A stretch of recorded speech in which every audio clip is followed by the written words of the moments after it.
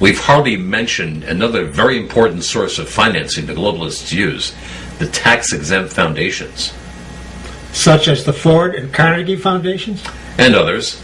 Now, this is a subject that is beyond the scope of this video, but tax-exempt foundations have been used to provide the bulk of the financing for the establishment of world government.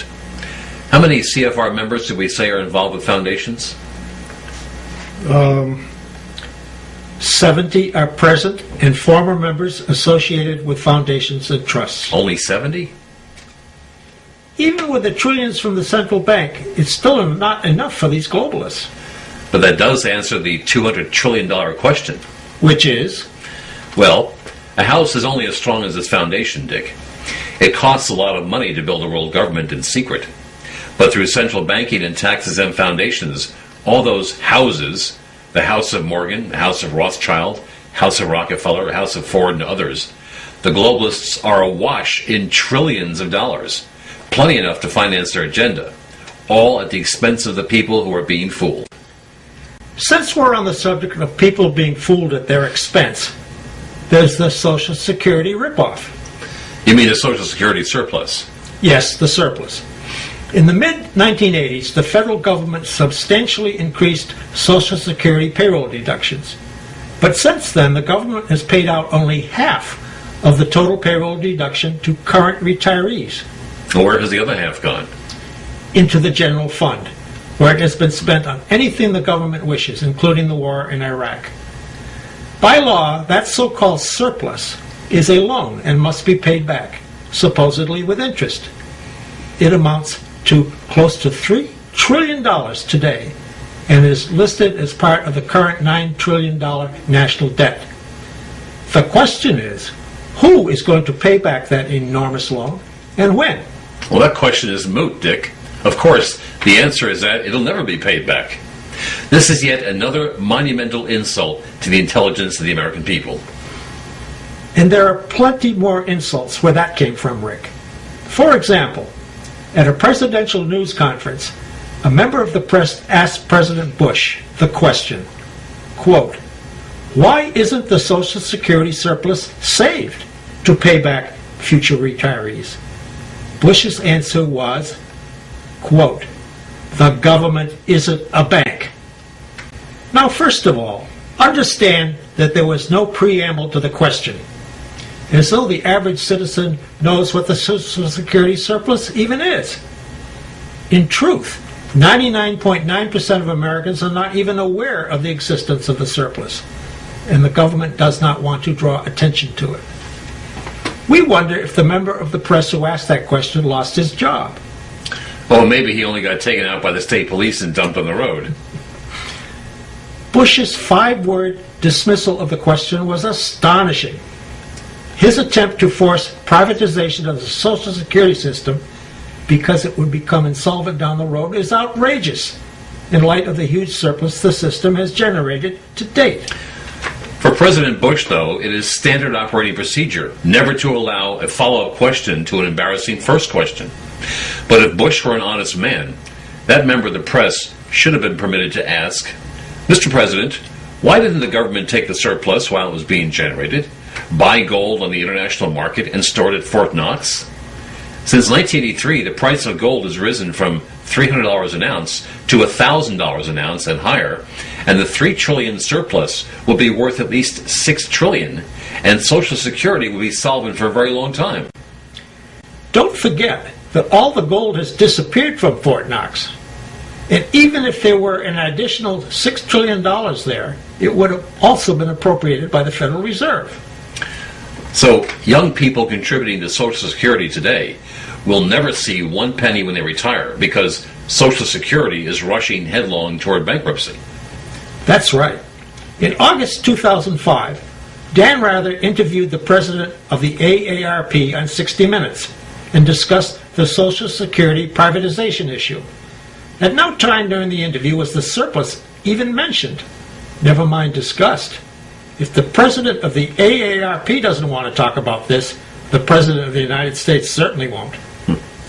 Why don't our viewers send a letter to 60 Minutes and demand that the surplus be featured and see what happens? How many million letters would it take before they responded? You know, Dick, it seems that not long ago we always used the word billions when referring to government and money. Now it's always trillions. Are we headed for the next rung up the ladder? Quadrillion? We'll be bankrupt long before then. In that case, I think we would be remiss if we didn't at least mention another charter member of the Great American Ripoff Club. You mean beyond the Federal Reserve, tax-exempt foundations, and the Social Security surplus? Yes, Dick, and it involves another kind of surplus. The CAFR, C-A-F-R. The Comprehensive Annual Financial Report. Right, Dick.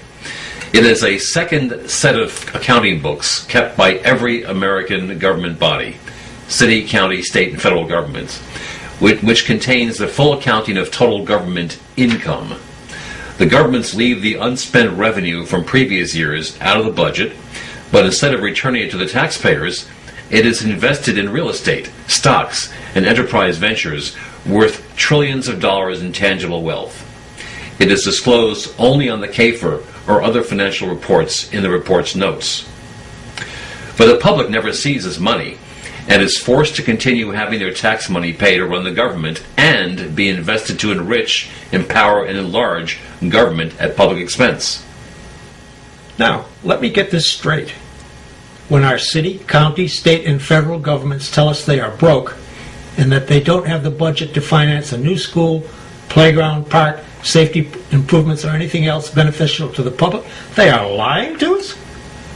There's a surplus they've never returned to the people? And they've been lying about it for over 50 years. Do you have that warm and fuzzy feeling yet? It's more like a cold and clammy chill down my back. These CAFR reports are usually available online, aren't they? Yes. So, the question I have is, what do the politicians do with this surplus if it isn't returned to the taxpayers? I don't know, Dick. CAFR is very secretive, and it's very hard to get behind the wall around it.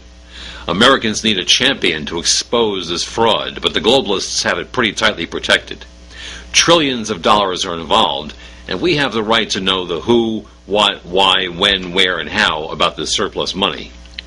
What do you mean? The globalists have it pretty tightly protected?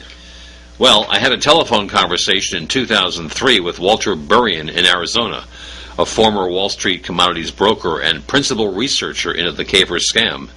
He told me that after he had published his findings, he received calls asking him about his interest in CAFR. One call was from Henry Kissinger, and the other came from the head of the Australian Bilderberg Group. That's the kind of protection I'm talking about. Why else would Henry Kissinger and a Bilderberger from Australia be calling a fellow in Arizona about a report that school districts put out? Well, that just proves the money scam. Well, Dick, that begs a burning question. When you have all the money in the world, and when you own everything worth owning, as the globalist bankers do, what else would you possibly want? Is it just about making more and more money? What really drives these globalists? The answer to that, Rick, is power. Absolute power. And world government is the vehicle for absolute power. They want complete dominion over all human beings. And they are using their enormous wealth to take control over what G. Edward Griffin calls the power centers of society. These are the groups, organizations, and institutions through which people interact with others for sharing and acquiring information.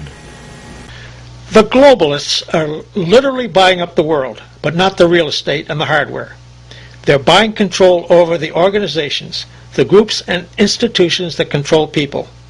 In other words, to be specific, they are buying control over politicians, political parties, television networks, cable networks, newspapers, magazines, publishing houses, wire services, motion picture studios, universities, labor unions, church organizations, trade associations, tax-exempt foundations, multinational corporations, Boy Scouts, Girl Scouts, you name it. Make your own list of organizations and you'll find that this is where those people have been for many decades, spending this river of wealth to acquire operational control, particularly over those institutions and individuals, those organizations that represent opposition to themselves. As we said, it's not just money, but power. Hence Lord Acton's famous expression from 1887,